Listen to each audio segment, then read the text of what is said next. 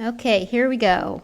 So you've created all of these beautiful test cases earlier on in the course. So how do you get your unit tests to test all of those test cases using one unit test? And so we're going to do that using parameterized tests.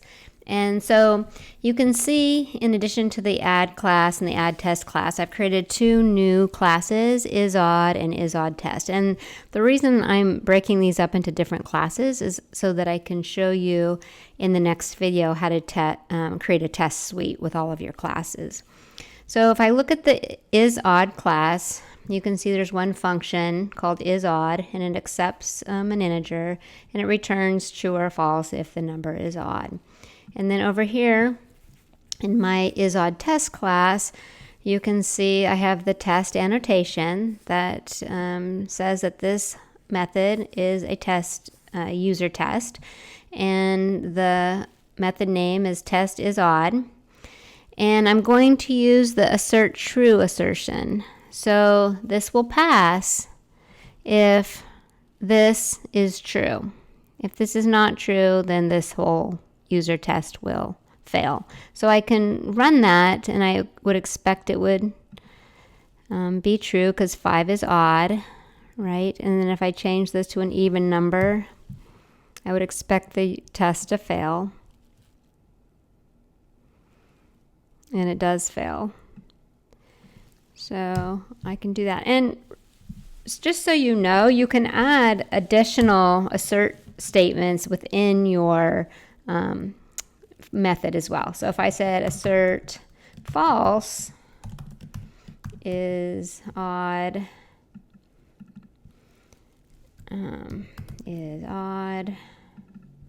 and 6, I would expect this to pass, right? Because isOdd with a 6 is false, and then that means that this assert statement would pass. So I'm going to go ahead and I'll run that. And you can see that that user test passed. So let's say I want to test it with different numbers though, right? 5, 6, whatever.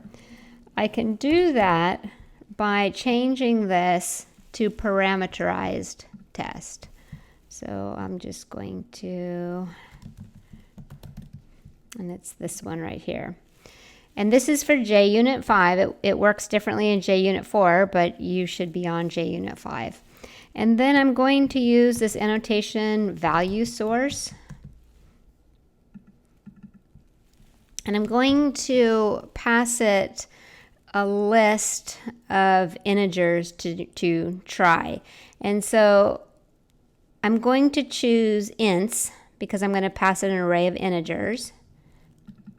And so it'll let me just type in ints there. And then I'm going to create the array. So let's pick a bunch of odd numbers. 1, -3, 11, and 21. Okay? And so I need to create a parameter to hold each one of these values. So I'm going to create an integer parameter, and I'll just call it number. And then instead of just putting 5 there, I'll put that parameter. So this is a parameterized test. This will run for each integer in the array, and it will test each one of those. So if I run that, you can see that those all pass. Well, if I change one of these to an even number,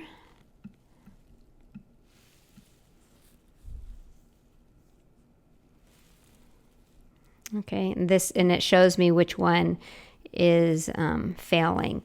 Well, what if I want to go one step further? What if I want to pass it a number and then the expected value, right? So for 1, I would expect to see a true, -3 a true, but for 12, I would expect to see a false.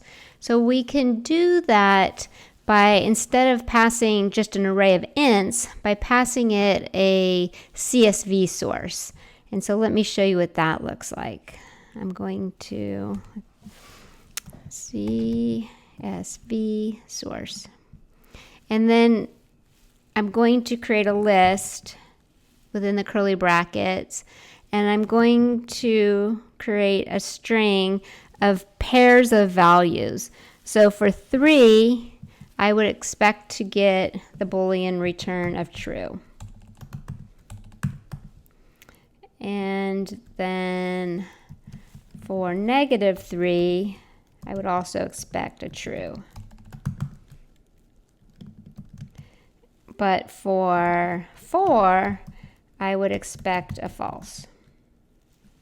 Okay, so I can pass it expected values, and you can actually have more than one.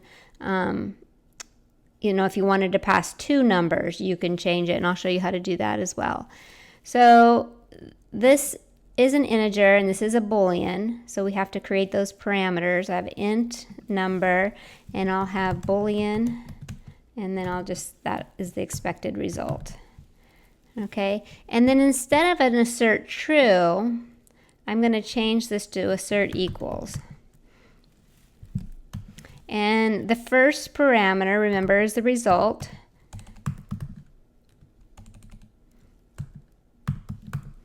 And then the second one is the call to the function, and I'm going to pass it number. So this is odd, and I'm going to pass it number.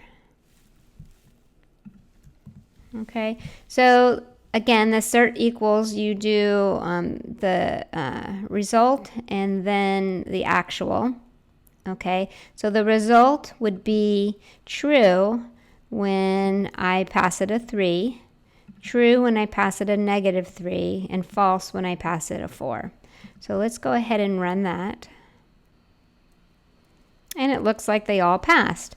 Well, if I made a mistake and I did a 7, that is going to cause it to fail, of course. Okay, so I'll change that back. So then you can do all of your test cases that you've created, and you can put them all in a CSV source list. So that's kind of cool. So one last thing I want to show you is I want to go back to our add program. And so this one takes in 2 values and it returns a 3rd value. So I want to use a parameterized test for that.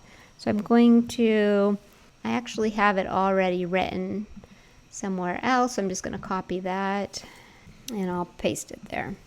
And so for this test, I'm going to pass it 2 integers and then the expected integer. So it'll pass it -8, 8, and 0. And when I call the assert equals, this expected value, so 0, should be the result, and this is the add function, of A and B. Okay, so these 3 things correspond to these 3 parameters, which I then will pass A and B to the function, and then the expected parameter, that's going to be what I expect. So I expect -8 plus 8 would be 0, 1 plus 9 is 10, and -3 plus -2 is -5.